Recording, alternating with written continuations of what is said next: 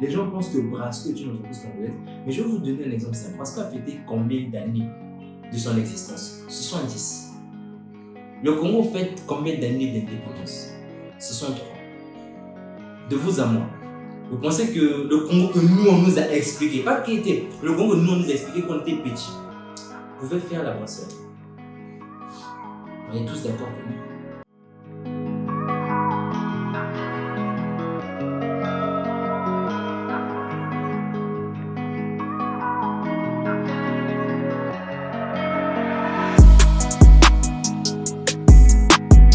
Salut à toi, bienvenue sur la chaîne de la Wake Up Academy. Je suis Van Chris Botonissa et sur cette chaîne, je partage avec toi toutes les astuces et les techniques qui nous permettront, nous jeunes, d'entreprendre et d'investir en Afrique en général et au Congo en particulier.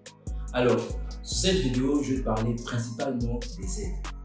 S'il y a un truc qui, moi, me tente beaucoup, c'est que beaucoup de jeunes s'attendent à ce qu'on puisse leur aider. Donc, tu vas voir, il y a des jeunes qui disent que moi j'ai un projet. Mon projet, c'est par exemple faire une ferme où il y aura des poules, on va faire des œufs, on va transformer, on va faire une marque de poulet qui sera vendue à l'international. Donald Trump va manger ça. Ok. Quand tu lui demandes quelles sont tes réalisations pour ce projet, il va te dire que non, j'attends qu'il y ait le financement, j'attends qu'on puisse m'appeler pour investir dans mon projet. Mais mon frère, tu veux qu'on t'appelle pour investir dans ton projet. S'il y a une chose que moi je pense qui est la cause principale, on va aller au facteur d'abord, c'est la religion. Pourquoi? Je dis pas que prier c'est mal. Prier si vous voulez, c'est pas mon problème. Mais c'est que nous, quand nous allons prier, nous attendons à ce que Dieu nous donne.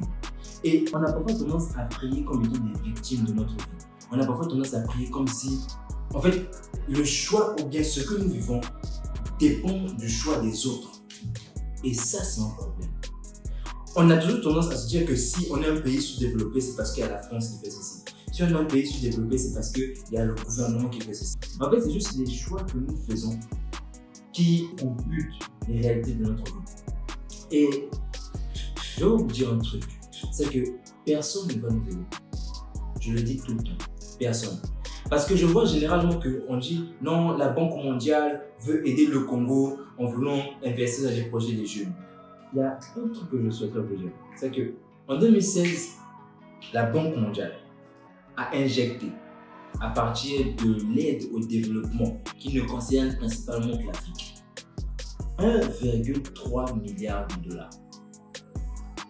Et c'est drôle, pourquoi? Parce que la même année, l'Afrique a eu à envoyer en Occident, du moins les pays occidentaux, 1,3 milliard de dollars. Pourquoi? Parce que la Banque mondiale, vous dites que quand la Banque mondiale veut aider l'Afrique, vous pensez qu'ils font ça parce qu'on est beau, ou bien parce que Dieu nous aime, ou bien parce que quand le directeur de la Banque mondiale dit que non, on va aider les Africains, c'est moi qui t'envoie. Non. Parce qu'ils savent que toutes les dépenses que vous allez faire vont leur revenir. Parce qu'ils savent que les machines que vous allez acheter pour l'agriculture vont venir de là-bas. Les intrants que vous allez acheter pour l'agriculture vont venir de là-bas. Tout ce que vous allez acheter, les fauteuils, les tables, les ordinateurs, vont venir d'où? De là-bas. Donc en gros, ils ne perdent presque rien. Ils se retrouvent dans une situation où, par exemple, moi je dis, bon, mon frère, moi je veux t'aider, je vais te venir en aide. C'est quoi ton projet? Ah oui, tu veux faire les bananes plantées, la marque de chips bananes. D'accord. Moi, je veux investir dans ton projet.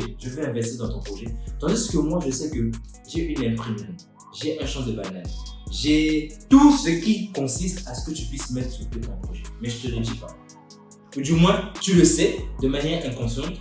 Ou bien, en fait, il y a une petite marmaille qui se trouve derrière. Et là, je dis, oui, oh, j'ai trouvé quelqu'un qui veut m'aider, mais c'est magnifique et tout. D'abord, de 1, quand tu vas mettre sur ton projet, les impressions et tout ce qui va avec, tu vas lui donner de l'argent chez lui. Quand lui va investir, les investisseurs ne viennent pas parce que tu as des beaux yeux, ils vont dire que non, on va investir dans ton projet gratuitement. Non, il y aura des intérêts, il y aura des dividendes que tu vas leur verser.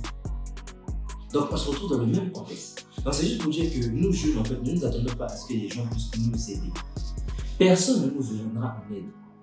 La Bible, donc ça, c'est la Bible qui a dit, à celui qui a, on ajoutera plus que ce qu'il a. À celui qui n'en a pas, on prendra le peu qu'il a. Moi, lorsque j'ai lu cette phrase, ça m'a donné des frissons. parce que ça venait de Dieu. Ça, c'est Dieu qui a dit. Combien de fois nous, les humains, ne voulons pas respecter ce loi fondamentale?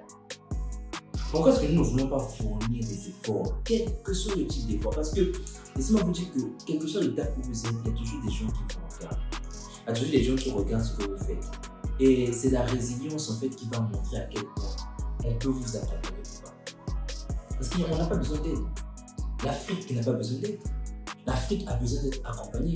Les jeunes n'ont pas besoin d'aide. Les jeunes ont besoin d'être accompagnés. Mais pour qu'on puisse vous souscrire ces accompagnements-là, il faut montrer que nous, on peut faire avec le truc qu'on a. Pourquoi est-ce que vous plaignez que non, il n'y a pas tel environnement, l'environnement n'est pas propice pour le business? Non. Parce que quand vous cherchez l'emploi, vous êtes en train d'enrichir d'autres entreprises. Vous êtes en train de travailler pour les économies d'autres entreprises. Continue ne pas une entreprise congolaise. Airtel ne l'est pas. Brasco ne l'est pas. Saris ne l'est pas. Toutes les entreprises que vous allez citer ne le sont pas. Micodec ne l'est pas. Pourquoi est-ce que je dis ça? Bien que la connotation semble être congolaise, donc quand je dis connotation, c'est le fait qu'on puisse dire Saris Congo, MTN Congo, mais c'est pas congolais. Il faut d'abord savoir quels sont les investisseurs majoritaires de cette entreprise. Qui sont les fondateurs de ces entreprises-là? C'est d'abord ça pour reconnaître vraiment une entreprise locale. Et chez nous, on se retrouve dans un contexte où les gens pensent que Brasco est une entreprise congolaise, mais je vais vous donner un exemple simple. Brasco a fêté combien d'années de son existence? 70. Le Congo fête combien d'années d'indépendance? 63. De vous à moi. Vous pensez que le Congo que nous, on nous a expliqué, pas qui était, le Congo que nous, on nous a expliqué quand on était petit, pouvait faire la brasserie? On est tous d'accord que non. Le Congo que nous, on nous a expliqué. Parce qu'on nous a montré le Congo qui recherchait de l'aide. On nous a montré le Congo qu'on est venu civiliser. On nous a montré le Congo qu'on est venu tout donner, comme si on n'avait rien. Et c'est une médiocrité pour nous de continuer à enseigner ça à nos enfants. Alors qu'au quotidien, on nous montre que regardez ce qui s'est réellement passé. Regardez comment est-ce que les Occidentaux sont arrivés. Le truc, ce n'est pas de venir et de se sentir victimaire. Non. Le truc n'est pas de venir dire qu'on est des victimes, on veut ceci, on veut cela. Non. Mais de montrer la réalité à ceux qui nous suivent. Et afin qu'ils puissent avoir un regard différent de l'Afrique. Leur dire que ce qui nous est arrivé est comme ça. Voilà maintenant comment est-ce qu'on doit procéder pour changer en fait le regard qu'on doit avoir de l'Afrique. Et c'est ça. Parce que le truc c'est quoi?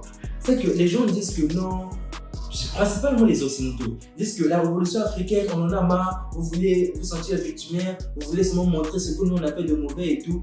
Mais eux, lorsque le Yarga Hitler avait fait la guerre, qu'est-ce qui s'est passé? Comment est-ce qu'on présente en fait l'Allemagne vis-à-vis des Africains? Comment? Expliquez-moi. Ils ont montré que Hitler, il a détruit, il a saccagé l'Europe, il a tout fait de telle sorte que nous, quand nous pensons à l'Allemagne, qui rêve d'aller en Allemagne? Principalement, fondamentalement, qui rêve d'aller en Allemagne? Combien sur 10 rêvent d'aller en Allemagne? Faites l'expérience.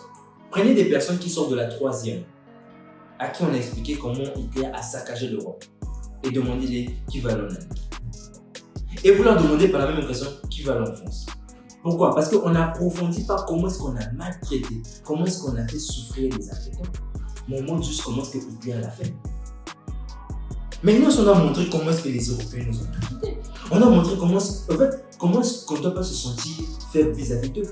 Mais pourquoi est-ce que nous, on va continuer derrière à demander de l'aide aux gens? Non, c'est pas ça. On doit être accompagné. On doit avoir l'accompagnement des personnes qui sont avant nous. Mais on ne doit pas supplier de l'aide. Parce qu'il faudrait qu'on puisse prouver à suffisance que nous avons la capacité de faire avec ou sans nous. Et c'est ça le but de la webcam.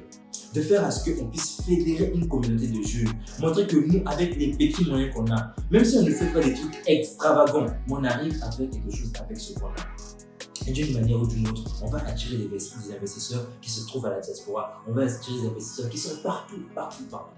Parce que moi, je suis convaincu qu'il y a des Africains qui veulent changer les choses. Mais c'est juste qu'ils n'ont pas confiance en ceux qui sont autour d'eux. Ils n'ont pas confiance. Et est-ce qu'on va attendre que la confiance vienne du jour au lendemain? Ou bien qu'on puisse bâtir cette confiance au fur et à mesure? Et c'est ce que nous voulons faire avec vous. Je vous remercie.